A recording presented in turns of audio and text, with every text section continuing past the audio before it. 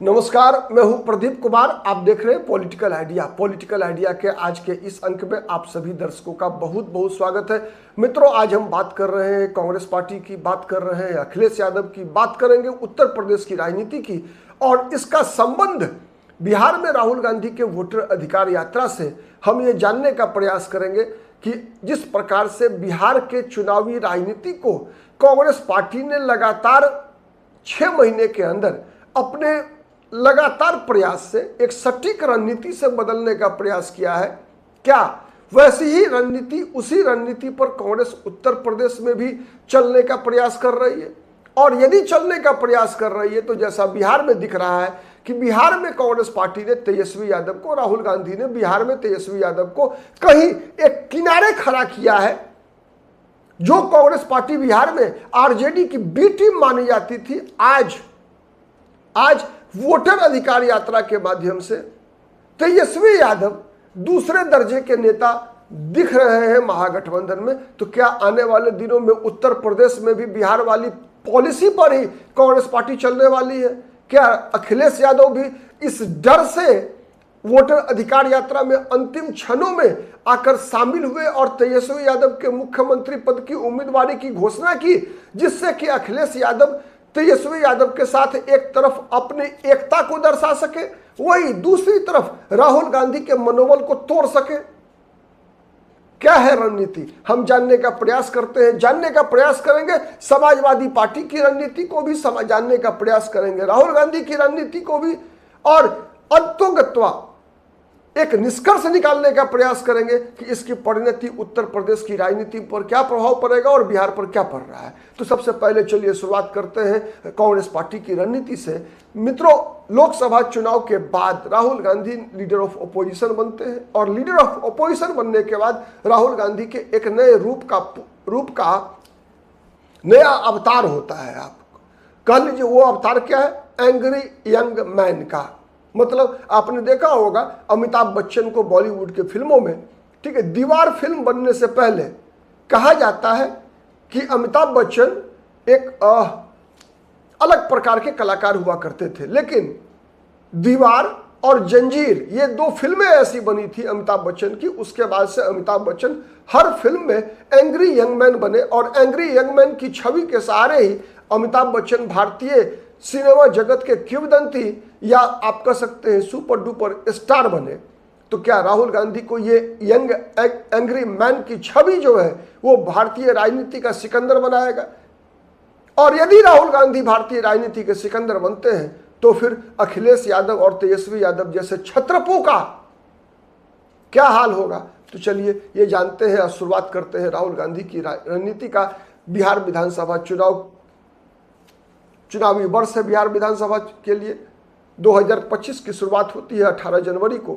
उस दिन से लेकर राहुल गांधी लगातार बिहार केंद्रित रणनीति बनाते रहे और बिहार विधानसभा चुनाव के लिए जितनी भी रणनीतियां बनी उसके केंद्र में 2 वर्ग के वोटर सबसे पहले रहे, एक तो मुसलमान, दूसरा दलित। ऐसा माना जा रहा है कि मुसलमान कहीं भी पूरे देश भर में, चाहे बिहार हो, बंगाल हो, तेलंगाना हो, कर्नाटक हो, उत्तर प्रदेश हो, किसी भी राज्य में जहां भी वोट करता है एक मुश्त वोट करता है, वोट बट नहीं रहा है। ये विगत 5 वर्षों से वोट बंटवारा बंद हो गया। पहले हुआ करता था, कुछ वोट कर्नाटक में कांग्रेस को भी मिल रहा है, कम या ज्यादा जेडीएस को भी मिला करता था। पहले वोट अखिलेश यादव, मायावती और कांग्रेस में उत्तर प्रदेश में भी बटा करते थे, उम्मीदवार के नाम पर भी बटा करते थे। लेकिन अब उम्मीदवार कोई भी हो, वोट बटता नहीं, एक तरफा पोल करते हैं मुसलमान, चाहे उत्तर प्रदेश में समाजवादी पार्टी हो, चाहे पश्चिम बंगाल में ममता बनर्जी हो, तेलंगाना में कांग्रेस पार्टी हो। तेलंगाना में कांग्रेस मुसलमानों को स्वीकार है, मध्य प्रदेश में स्वीकार है, लेकिन उत्तर प्रदेश में कांग्रेस अगर अकेले लड़ेगी चुनाव तो आज के दिन में अखिलेश यादव उस वोट बैंक के सबसे बड़े स्टेक होल्डर हैं।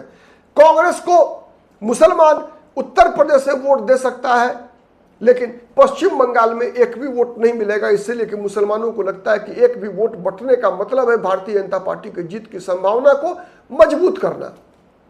तो मुसलमान टैक्टिकल वोट करता है, चाहे पश्चिम बंगाल में 30% की आबादी हो, बिहार में 17% हो, चाहे उत्तर प्रदेश में 19 से 20% हो।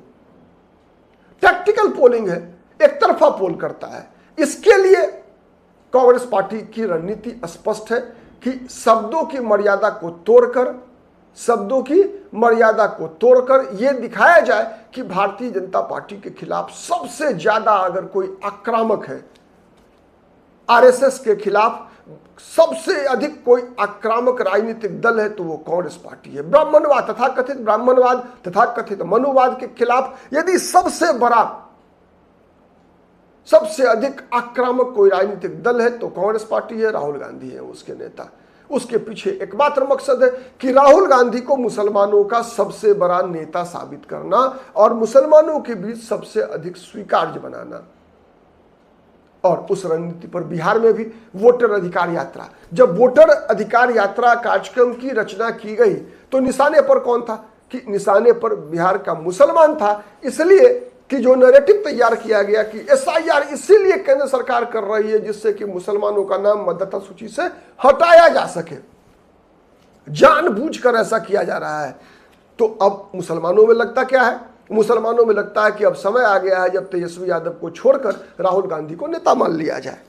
और इस काम में कांग्रेस पार्टी की रणनीति को मदद पहुंचाने के लिए कहीं ना कहीं कन्हैया कुमार, पप्पू यादव जैसे नेता भी, शकील अहमद खान को कांग्रेस बिहार में प्रदेश अध्यक्ष पहले ही बना चुकी है, तो ये सभी लोग उस रणनीति को सूट करता है। दूसरा, दलित मतदाताओं का, दलितों में भी दो तरह के दलित हैं। एक दलित ऐसे हैं, एक दलितों का एक वर्ग है जो चिराग पासवान, जीतन राम मांझी के आधार पर वोट डाला करता है, बाबू जगजीवन राम के नाम के आधार पर वोट डाला करता था। लेकिन दलितों का एक वर्ग ऐसा भी है जो कि तथाकथित ब्राह्मणवाद, मनुवाद के खिलाफ वोट डाला करता है।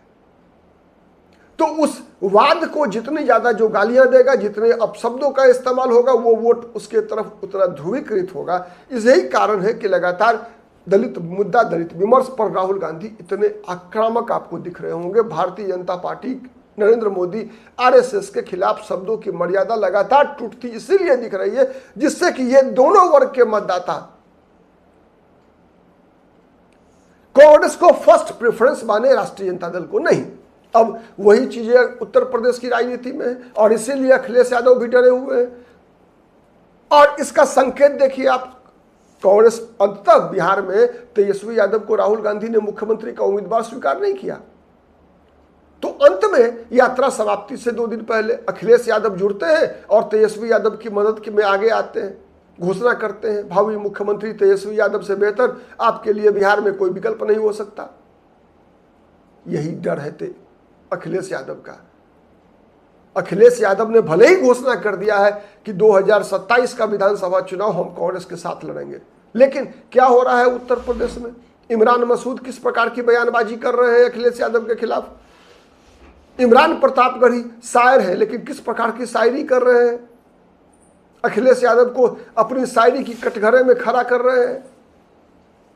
आप अगर गौर से देखेंगे तो आपको बहुत सारी समानता मिलेगी और समानता का मकसद एक ही मिलेगा, बड़ी लकीर खींचना। तेजस्वी यादव और अखिलेश यादव की लकीरों से बड़ी लकीर खींच देना राहुल गांधी का, यही एकमात्र मकसद दिखेगा। और यदि राहुल गांधी ने बिहार की तरह उत्तर प्रदेश में भी बड़ी लकीर खींची तो क्या अखिलेश यादव पर राहुल गांधी की निर्भरता रह जाएगी?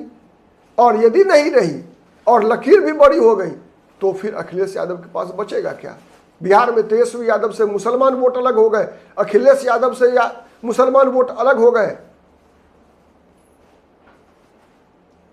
तो फिर कहा जाएंगे तेजस्वी यादव और अखिलेश यादव? यही डर है कि उत्तर प्रदेश की राजनीति में भी राहुल गांधी का मजबूत होना, मुसलमान वोटों का कांग्रेस के तरफ खिसकना, राहुल गांधी को सबसे बड़ा नेता मान लेना, दलितों का जो एक वर्ग है उस वर्ग के लिए फर्स्ट चॉइस पॉलिटिकल ऑप्शन के रूप में राहुल गांधी का उभरना, कांग्रेस पार्टी का उभरना, केवल अखिलेश की मुख्यमंत्री पद की दावेदारी, उम्मीदवारी पर खतरा नहीं है, बल्कि अखिलेश यादव पर ज्यादा बड़ा खतरा है। आज के लिए इतना ही, बहुत बहुत धन्यवाद।